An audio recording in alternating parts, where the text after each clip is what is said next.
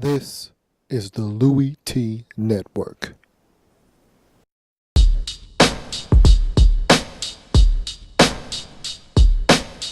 The Redskins Report. Welcome, all my fellow Redskin brethren and sisterin. I am your man and resident Redskins fan, Lou. Thank you for joining me here on the Redskins Report.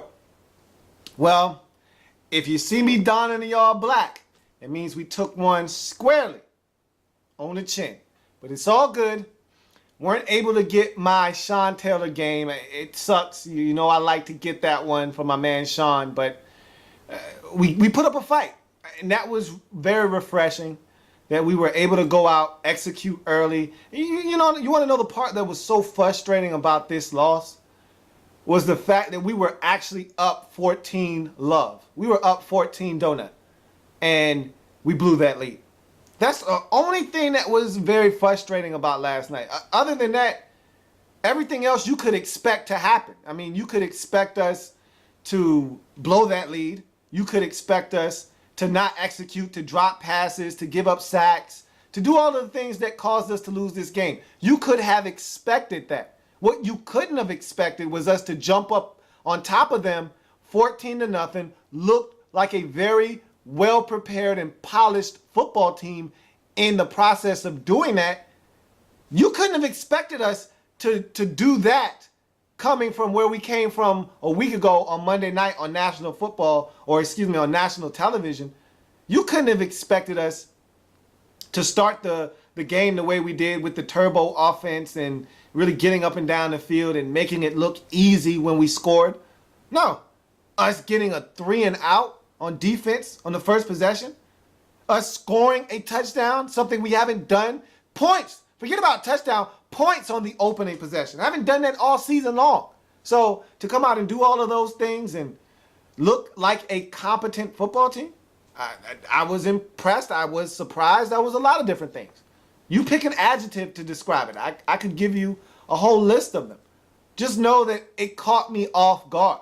However, everything else that followed didn't surprise me one bit. Us blowing that lead, us ultimately losing the game, us dropping passes left and right, the officials having a hand in us losing. None of that surprised me. None of it. Because that's the type of football team we are. We're not a good team.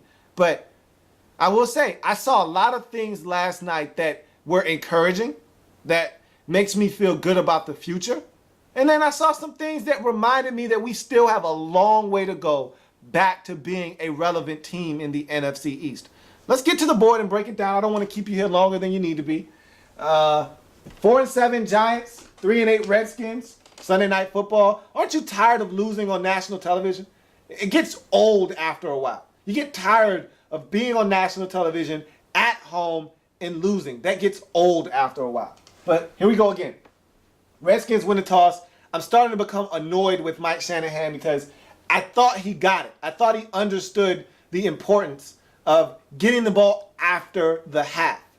And it doesn't matter how fast you start. You see that in this game. We're not a good enough team. If you're a good team and you jump on a bad team early, yeah, that makes a difference. If you can jump on top of a bad team 14-0 early in the game, you take all of their hopes, all of their preparation that they had coming into this game, and everything that they thought they had going in their favor going into the game, all of the momentum that they might have built, you take it all from them early in a football game if you jump on top of them 14-0. But we're a bad team, and us getting on top of a team or a team spotting us 14 at the beginning of a game means absolutely nothing because we're not a good football team. So I don't understand the logic about getting the ball first.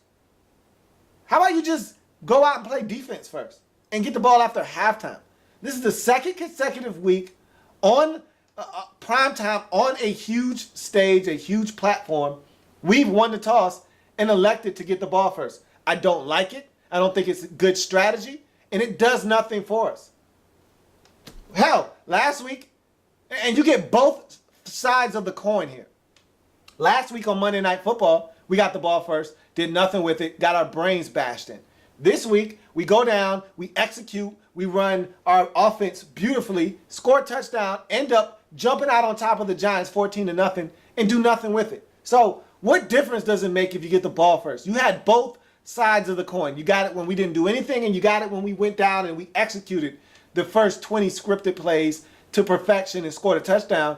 What does it do for you? How about you get the ball after the half? That gives you a better chance to do something. You know where you stand at that point in the game. But anyway, I digress.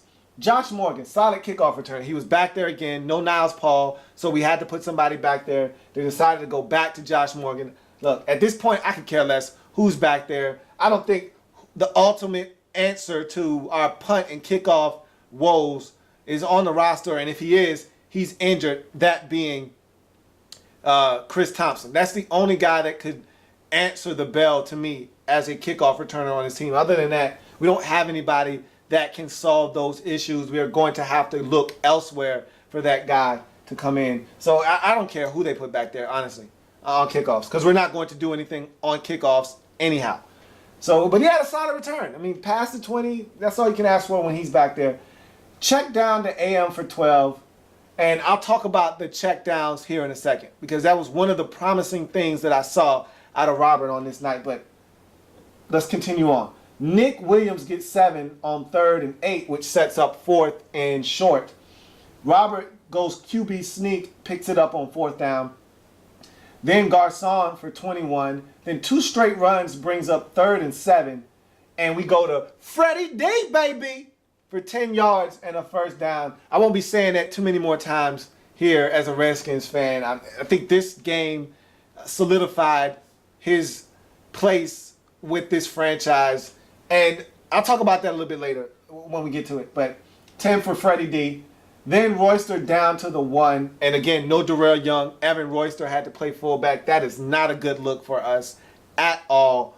But Royster down to the 1. AM polishes off the drive. 14 plays, 73 yards, 7 minutes, 6 seconds. You can't do it much better than that. We ate up essentially half of the first quarter clock.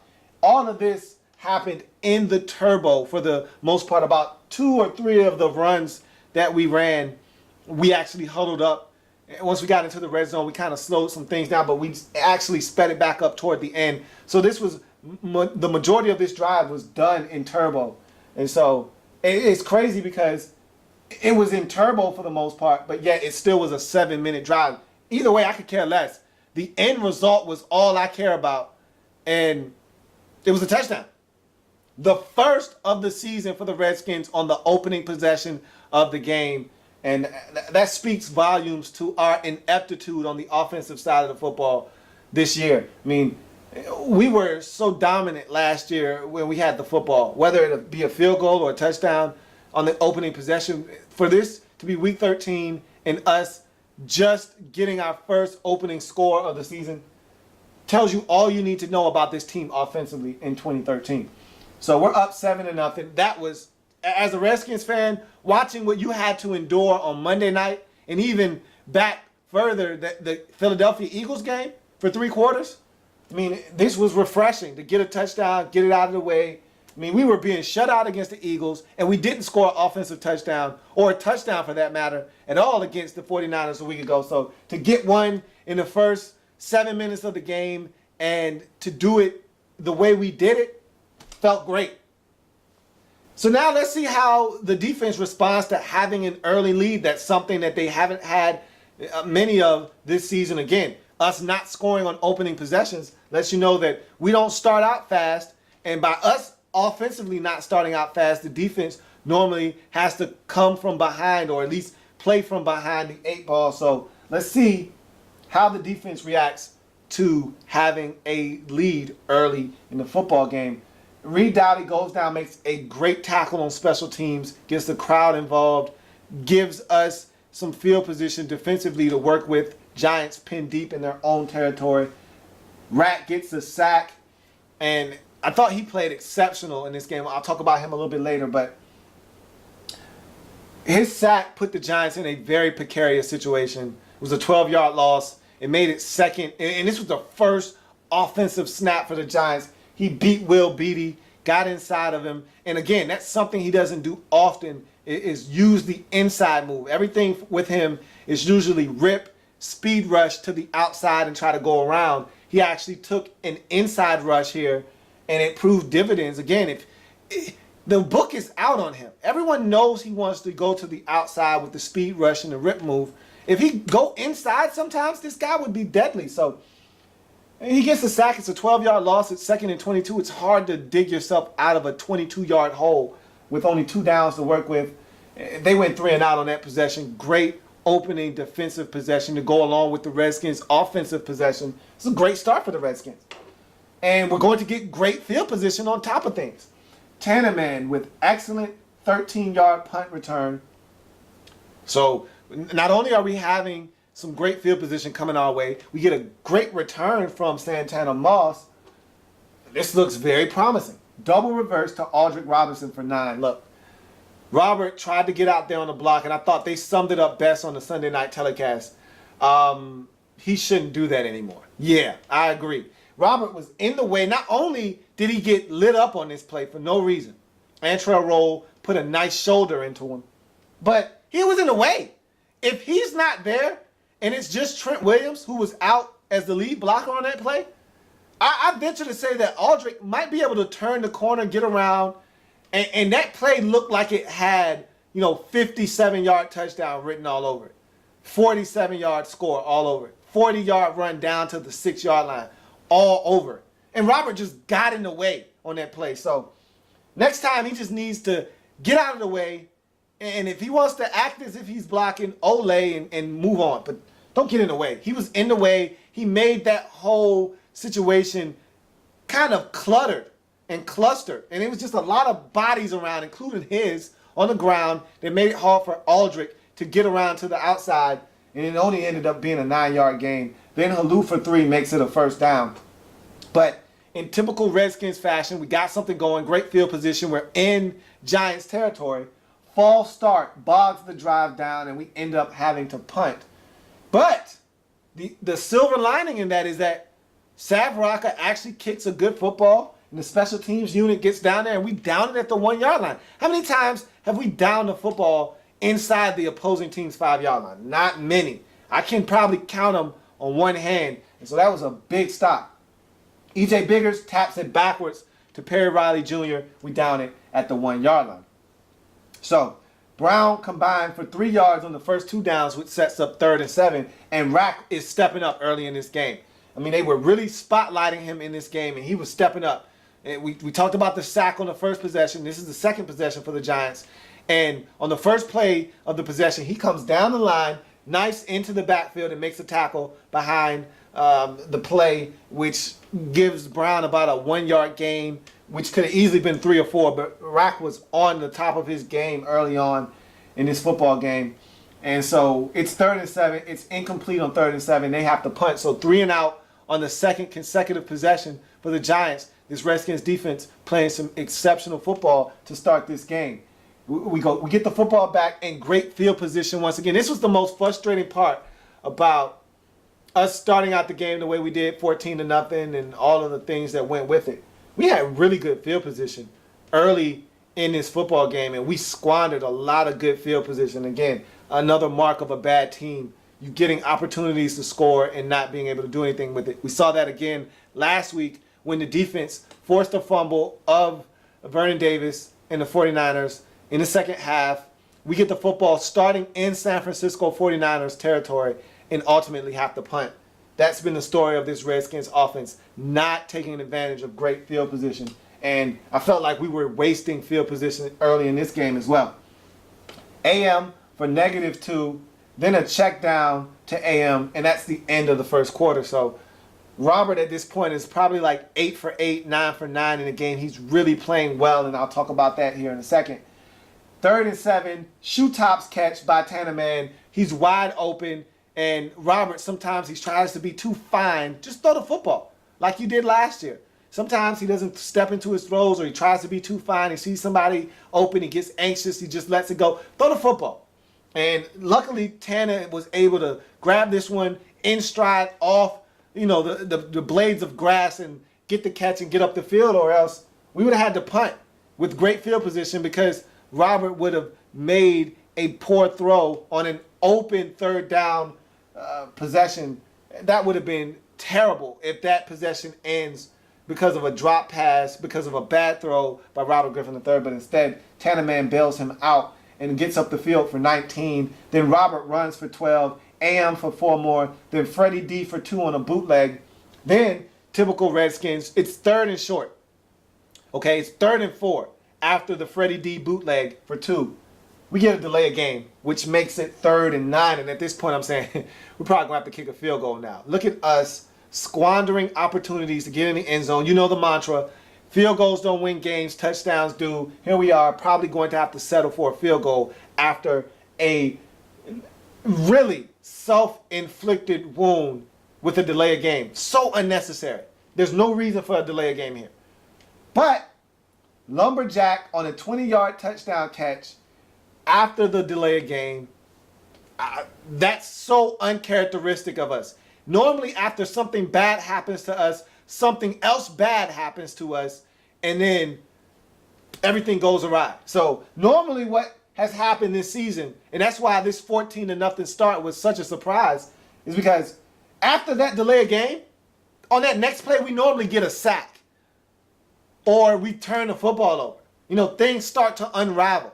One mistake after the other, one compounds another, and then we just unravel. We totally come undone at the seams. That didn't happen here. As a matter of fact, that delay of game settled things down. We come out, we execute. Lumberjack is wide open. Robert hits him right in stride. He gets hit. He falls into the end zone. It's 14-0. Robert is 12 of 12 to start this game for over 100 yards passing. He's sharp. He's decisive. Look, let's talk about Robert here for a second. I'm ready to talk about him now. This is the point where I want to break down his performance early in this game. 12 of 12 speaks volumes to how he was playing in this game. You want to know why I was encouraged with what I saw in this game from Robert? He was checking the football down. When is the last time you've ever seen Robert Griffin III check the football down? I'll give you a second. Never. Never. He's never checked. And this goes back to last year. He's never been a guy that checked the football down. Last year, everything came easy to him. The play action fake worked off of the read option. Guys were wide open. He didn't have to go through his second and third and fourth read and check it down to the back and take 5 yards. I think Rich Gannon has the best saying of any analyst or commentator in the National Football League. You can't go broke making a profit. And what that simply means is that if it's not there down the field, take positive yards. You can't go wrong getting positive yards during a possession. Okay, so if it's 1st and 10 and you've got a big play that you're looking to hit down the field and it's covered, you go to your second, your third read, the back is there over the middle, which teams usually give you free of charge. Okay, there's not many times teams are going to make you go away from a check down. If you're willing to take the 4-yard check down, they'll give it to you on most downs. That's free of charge. If you want it, it's there, take it. And so Robert, his problem is he wants to make the big play all the time. Well, the big play isn't there all the time.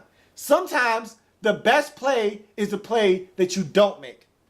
The check down is there, take the check down. That's showing maturation. Me and my dad were having a conversation about Tony Romo and Robert Griffin III. My dad is a Dallas Cowboys fan, if you don't know. And so he said, the thing I need to see from Romo is the ability to take the check down. And we were watching the Thanksgiving game, and Romo was taking the check down. And my dad said, that's the last part of the maturation of Tony Romo. The ability to not force a throw, to not make the big mistake, but to take the check down. He said, your quarterback right now isn't doing that. He doesn't check the football down. He forces the football. He makes mistakes. He needs to check the football down when it's not there. And I said, you know what? You are absolutely right. He doesn't check the football down. But I said, that goes back to me thinking that he doesn't read the field well. He doesn't go through his progressions fast enough. And oh yeah, this offensive line doesn't give him enough time to go through second, third, fourth progressions and say, okay, I'm going to dump it off. He's either got to make a quick decision or he's got to run. And so To see him early in this game, checking down the AM on that first drive that we ended up scoring a touchdown. He checked down like 3 times early on that first possession. He checked down on this drive when I talked about him checking down the AM right before the end of the first quarter. He was checking the football down. It keeps you in a rhythm. He was sharp early on in this game because he was in a rhythm. And what check downs do is it gets a completion, just like seeing a shot go through the basket for a jump shooter. And you know, you start off the game 0 of 2, and then you get to the free throw line and you see the ball go through the hoop a couple of times, and all of a sudden you knock down your next 5 shots. Same thing with a quarterback. You get a couple of easy throws at the beginning of a game. It gives you confidence. You start really getting into the rhythm and flow of the game, and then you start hitting guys. And that's what Robert did because he was taking checkdowns, which shows maturation of a quarterback. He's starting to go through his progressions. His head starts here, it goes there, it checks down to the back.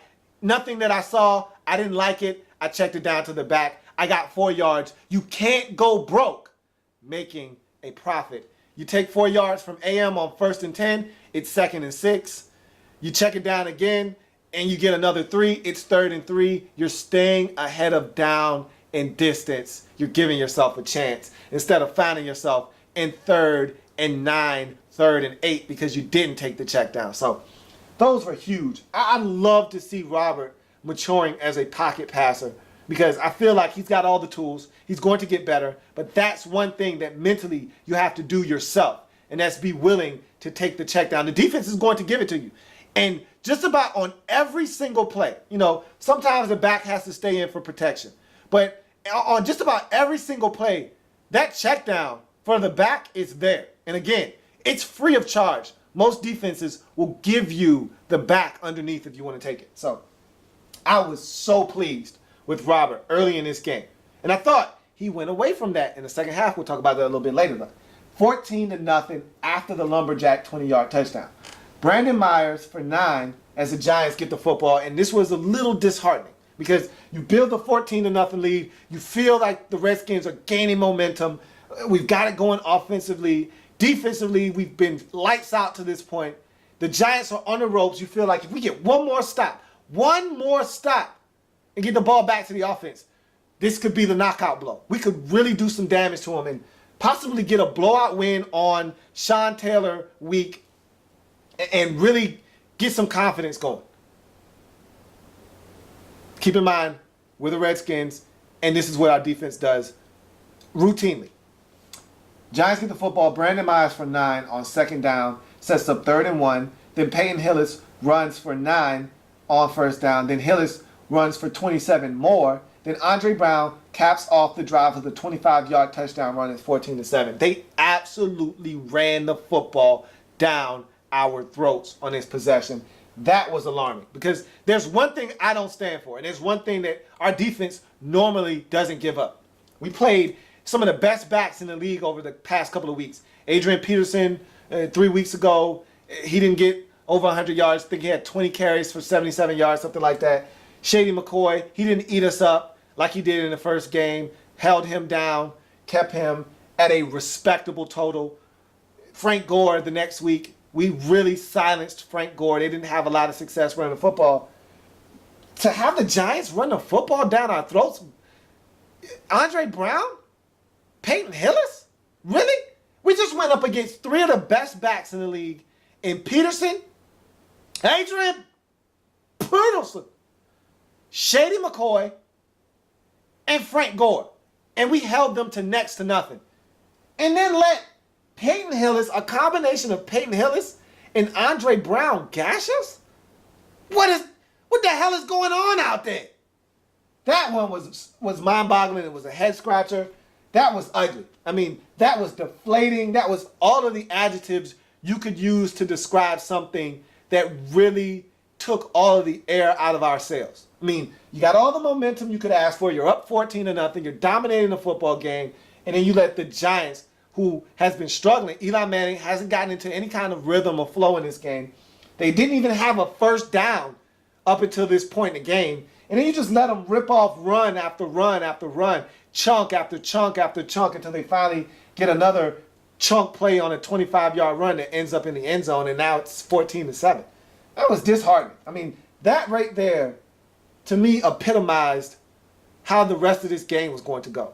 I mean, we had these guys on the ropes, and in the bell rung, they got some water splashed on their face, and they put a little bit of Vaseline on their face, and they had a minute to catch themselves, and they came out in the next round, and they just boxed. And we were still looking for the knockout. We tired ourselves out, and now all of a sudden, the other team has the upper hand on us. And that's what happened. And that really, really made me upset because, again, we were in control of this game, and the Giants ran it down our throats. 14-7 now. -3 for AM, Robert for 2, which means it's 3rd and 11. So here we are finding ourselves in 3rd and long. Robert for 10, but again, it was 3rd and 11, so we got a punt. So here we go. Offense starting to get stagnant on us again. Now we go 3 and out. Giants offensively, they go 3 and out as well, so the defense responds after that ugly possession that saw them run it down our throat and get on the board.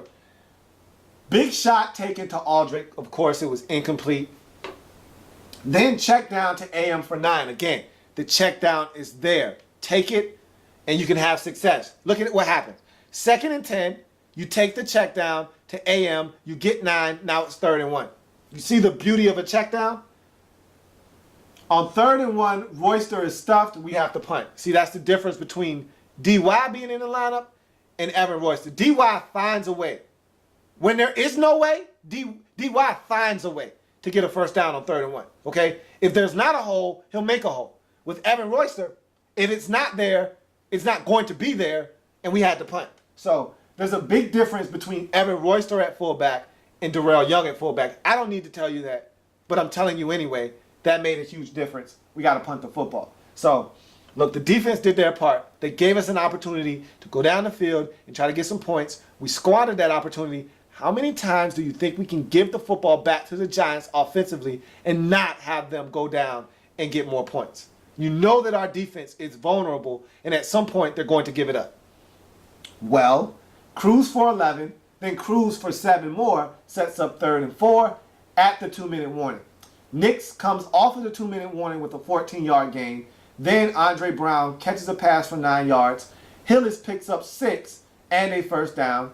Myers for 10 more. Then Myers caps off the drive with a 22-yard touchdown grab. Looks a lot similar to the pass that we threw to Logan Paulson, wide open over the middle field in zone coverage. That's exactly how they got us, just like we got them with the lumberjack over the middle, wide open in the end zone.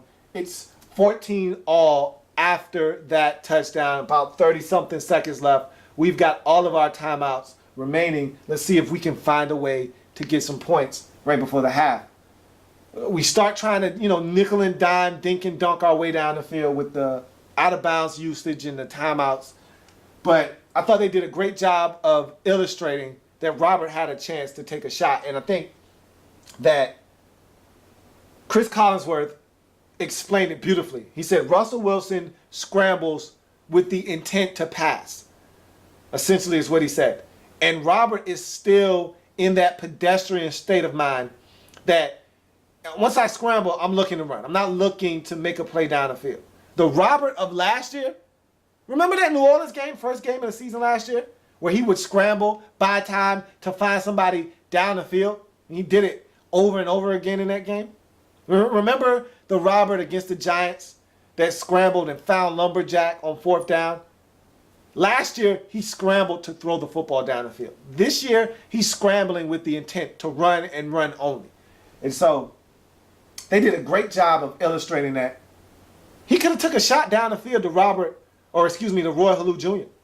I mean, Roy Halou Jr. was streaking down the sidelines. He was behind the defense. The safety had a terrible angle. Roy had already beat it. Just let it go.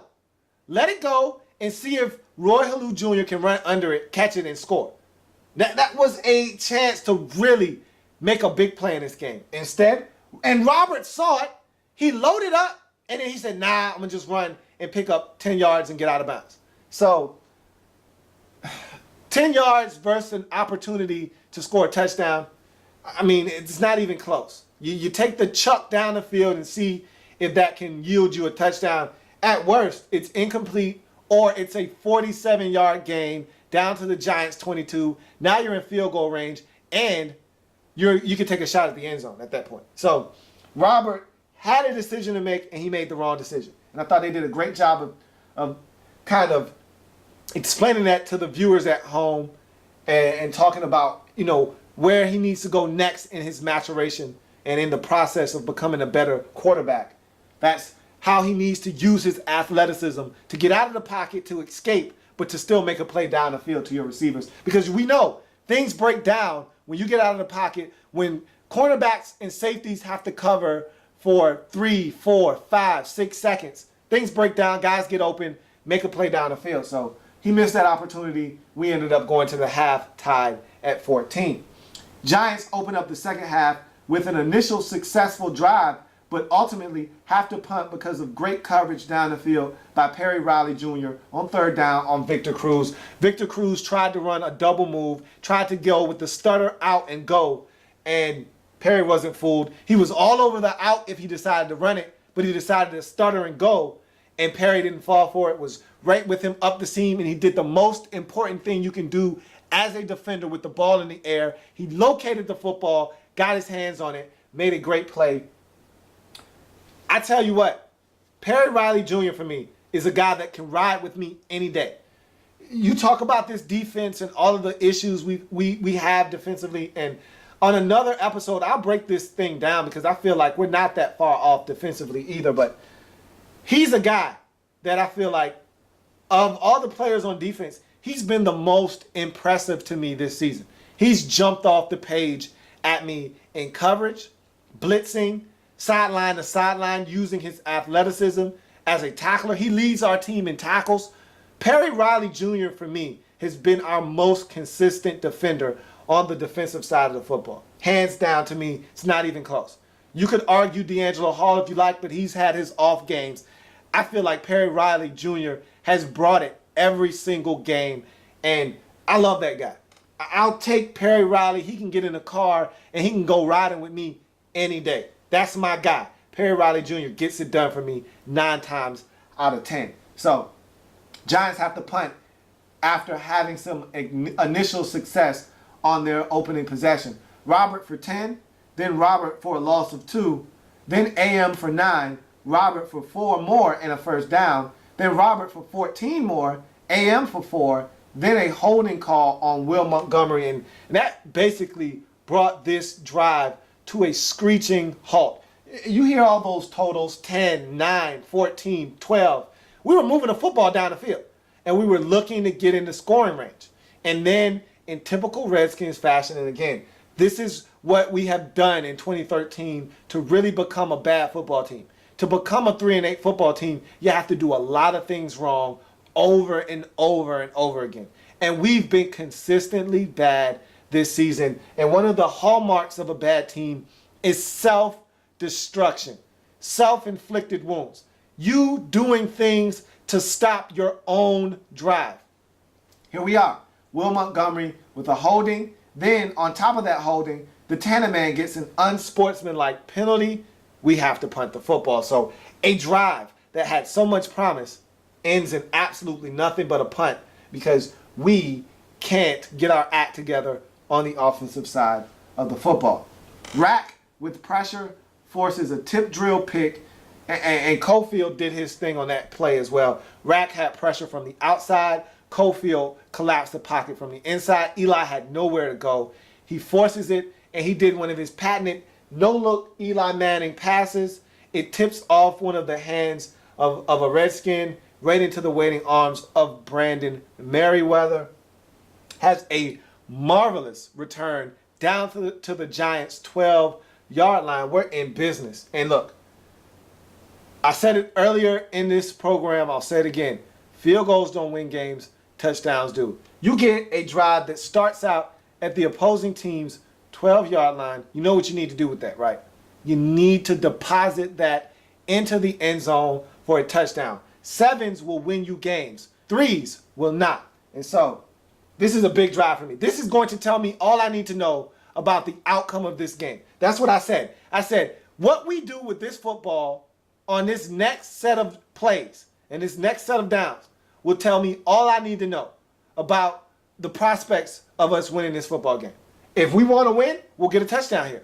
If we want to lose this game, and probably ultimately will lose this game, we'll kick a field goal. So, we get the football. We go 3 and out, essentially. Have to kick a field goal, 17-14. And that, to me, was the point of the game where I realized we're not going to win tonight. Because if we were going to win, we would have scored a touchdown right there. That's a win for the Giants. You turn it over, the return stops at your own 12-yard line. Your defense, their back is against the wall. They got to defend 12 yards of real estate. Most times teams get in the end zone after that. Sudden change of possession. Your defense doesn't have any momentum. The offense coming onto the field has the momentum. We're at home. Crowd is involved. Normally that's going to yield a touchdown for that team. But if you give up 3 in that situation, hell, that's a win for you. So the Giants felt like they won right there. And I felt like the Giants won right there. So we're up 17-14 after that. Cofield and Rack continue to dominate on the ensuing possession. Rack forces a punt with a sack. Cofield got in on a run stop. I mean, he was tremendous in this game, was Barry Cofield. So was Arakpo. Look, let's talk about Arakpo. This is my last opportunity to talk about Brian Arakpo, as this was his last sack. He was impactful in this game. And I kept hearing people talk about his injury and how he wasn't back yet and he was working his way back. Mike Shanahan kept saying that. I didn't want to hear that. But it makes sense because there's a mental obstacle and hurdle that you have to get over when you suffer a major injury and you have to have surgery.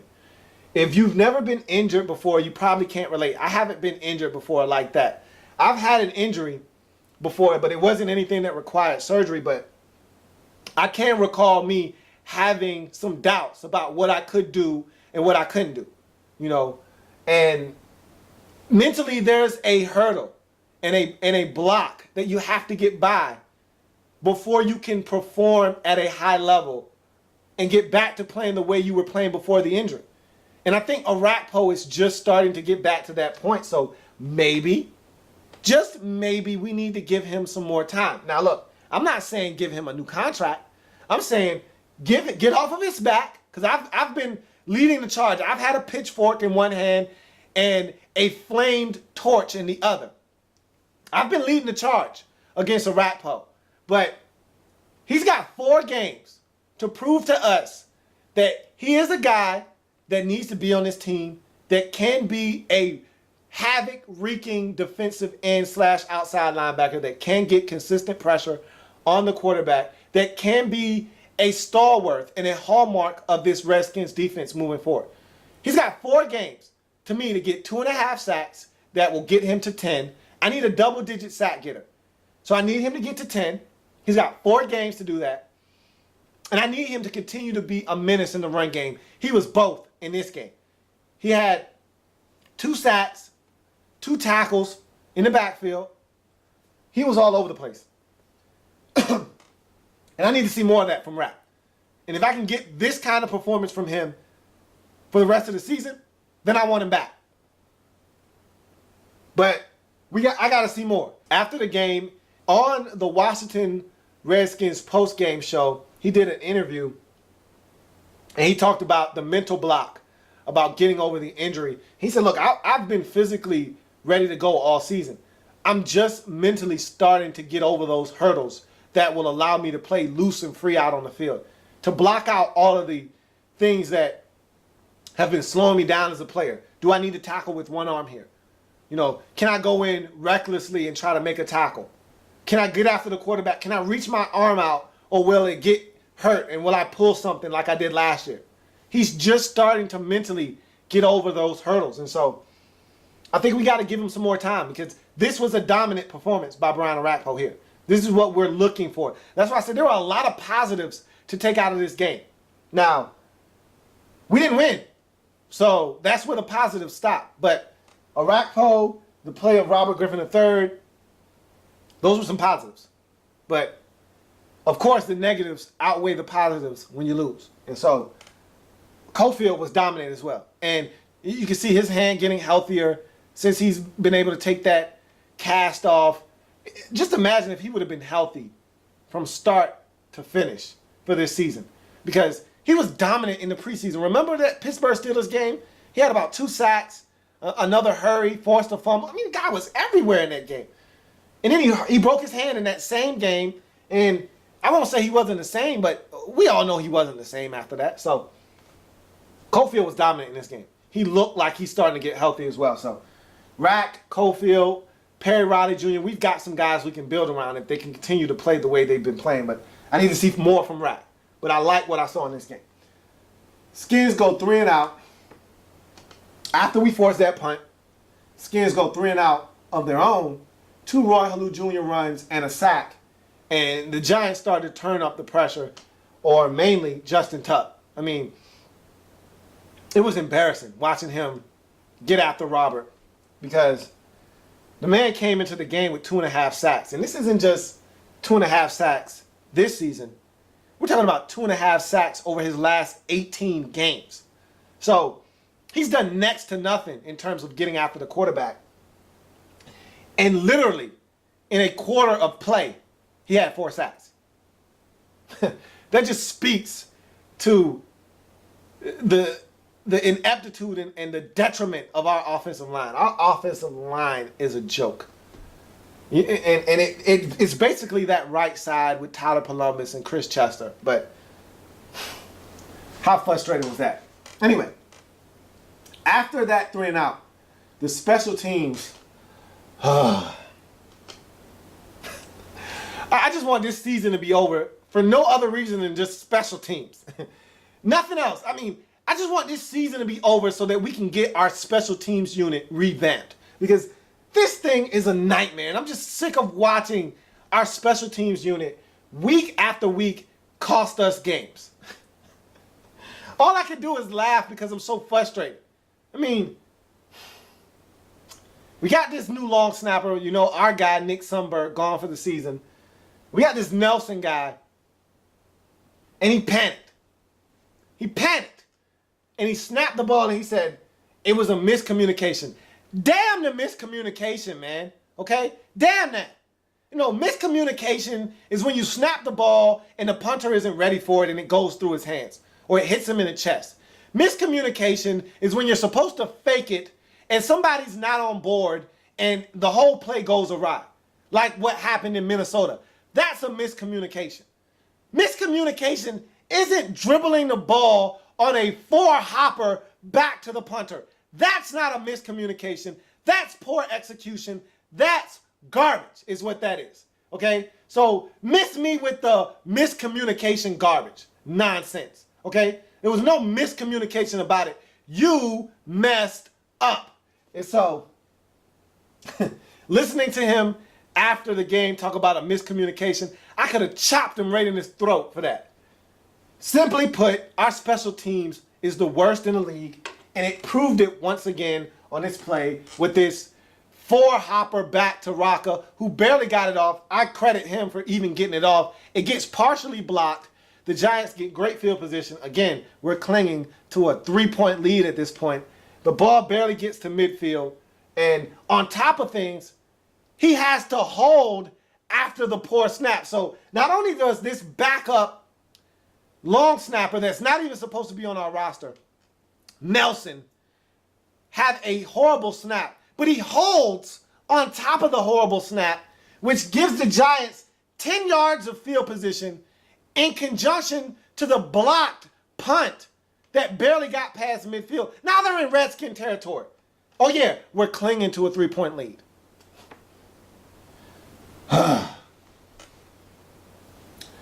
It's first down for the Giants at about our, let's call it the 47-yard line.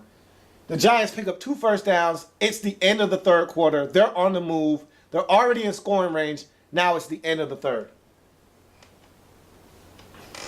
We come back, fourth quarter. Victor Cruz with a huge catch down to the 1-yard line, and Brown gets in on the next play. I don't think he actually got in. Replay to me definitively showed that his knee hit the ground, but it didn't matter. I mean, honestly, touchdown, not touchdown, it was still first down. They would have had 3 more cracks because I feel like if you're Tom Coughlin, you go for it on 4th down if you're in that position because we hadn't done anything offensively since the first half. And so they would have had 3 cracks at it from the 1-yard line to get in. They got the touchdown. It's 21-17. Here we go. You know, first time trailing in the game. How are we going to respond to being down for the first time in this game? This is how we respond. 2 sacks by Justin Tuck and punt. That's how we respond to the first real adversity of the game. You get a horrible snap on the punt. It's partially blocked. You get a holding that puts them in Redskins territory. They end up taking that momentum, scoring a touchdown. Now we trail for the first time in a game, the first time we've faced real adversity in this game. And the way we respond is with 2 sacks by Justin Tuck and a punt. Classic 2013 Redskins right there. That's our season in a nutshell. Cruz with a nice 3rd down catch. And then they have a meeting at the quarterback. Do our guys. Josh Wilson comes on a blitz. Big play Rob gets in, as well as Cofield. They all meet at the quarterback. They get a sack. It forces a punt. We get the football back. First down, we get one when we throw it to Garcon.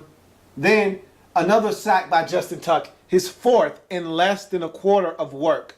Again, a guy that only had 2.5 sacks in 18 games of work, had done nothing for essentially 3 quarters of football in this game. 4 sacks in the span of about 8 minutes of football action. Unbelievable. Then a drop by Garcon forces another punt by us. So you're seeing us, we're starting to unravel now. You know, the sacks, the breakdowns of protection, we're starting to drop the football. We're starting to realize that we're a 3-8 football team and we don't deserve to win this game. In our minds, we're not good enough to win. We're starting to play like that. First down for G-Men.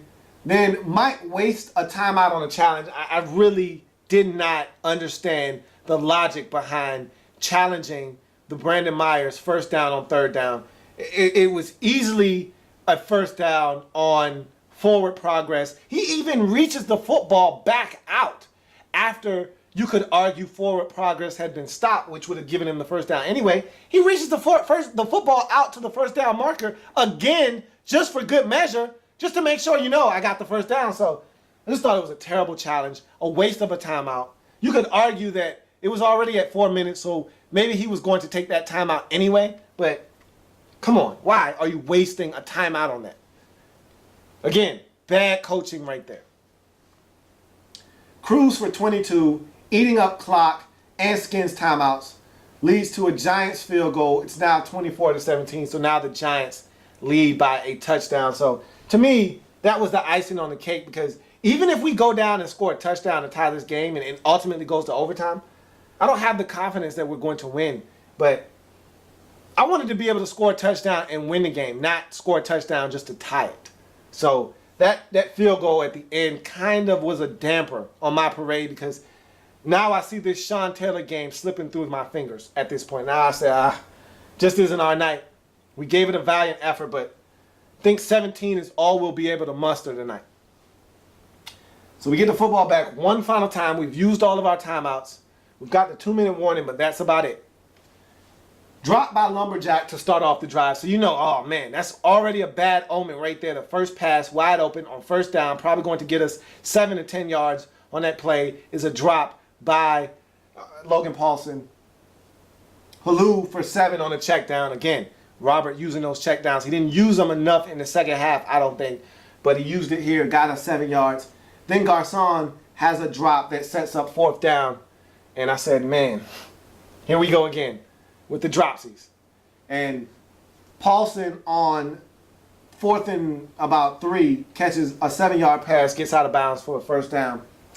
Then we throw a wide receiver screen to Pierre Garcon for 4 yards. That takes us to the 2-minute warning. What happens after the 2-minute warning is just despicable. One on the part of ours, the other on the part of the officials. We come out of that 2-minute warning, it's 2nd and 6. And we throw a pass. It's a one-hand grab by Pierre. But he stopped just short of the first down. You can easily see that on the monitor. But where the officials spotted the football, it's worth a measurement. Coach Shanahan asked specifically for a measurement, which would have stopped the clock and would have told us what we needed on third down to pick up the first down. Or it would have told us that it was a first down and that we could run some different plays. So that was huge. The official on the sideline said, no need to measure it, coach. It's a first down. They moved the sticks. They changed the box to first down. And we take a shot down the field to Fred Davis. And now, Fred should have caught the football. And to me, that drop by Fred Davis is an indication of what we've done to him and what he's done to himself this season. Fred Davis last year catches that football. No doubt in my mind. The Fred Davis this year that lacks concentration, that hasn't been active for half of the season, that's missing meetings, that doesn't give a damn, drops that football. And that's what he did. And that's why he won't be back in Washington next year. And it's a mutual part. He wants a fresh start. We need a fresh start. It's going to be a clean break. Just know if that's Jordan Reed, that's a catch. But Jordan wasn't able to play because of the concussion. We had to rely on Fred Davis. He dropped the football. So everything that happens after that, to me, is a moot point because that should have been a completion right there. But instead, Fred drops the ball on what we thought was 1st and 10. That was actually 3rd and 1. So the head official, Jeff Triplett, comes out and says, actually, that was 3rd down. It's now 4th down. And anytime they hold up the rock, that means it's 4th down.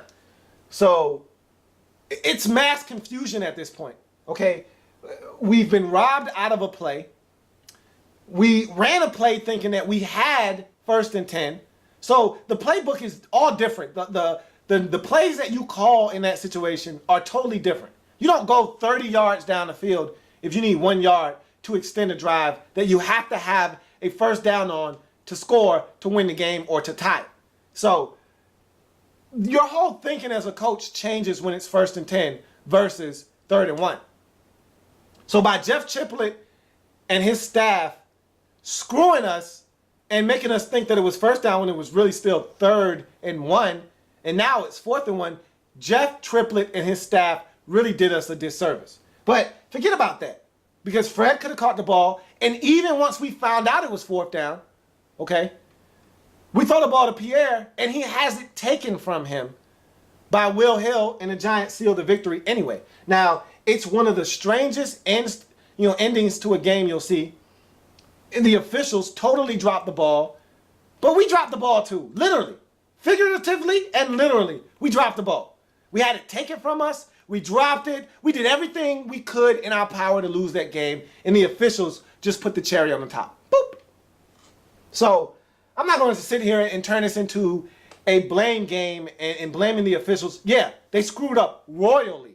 However, we had every opportunity to help ourselves. Fred could have caught the ball. Logan could have caught the ball. Pierre could have caught the ball. He had it taken from him.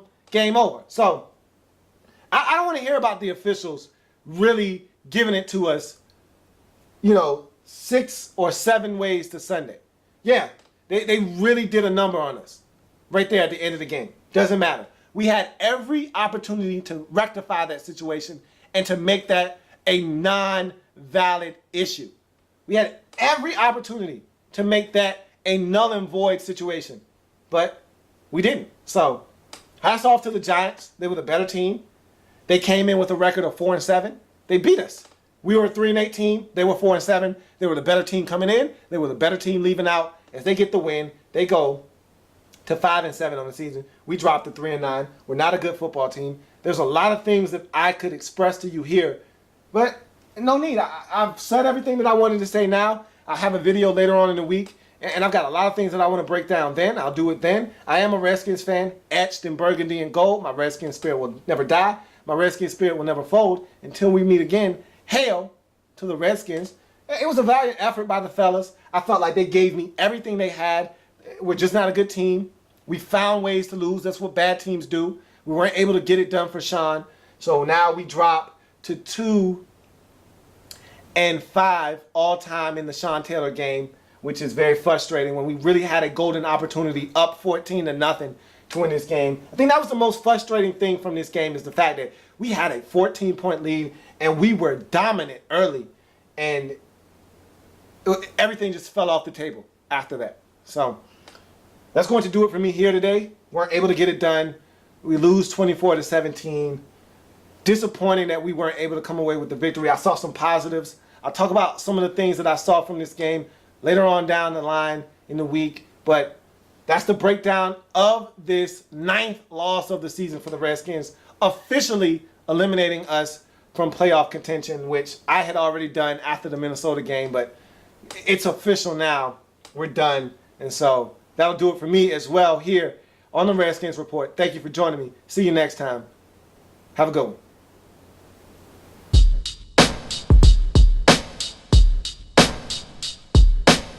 The Redskins Report.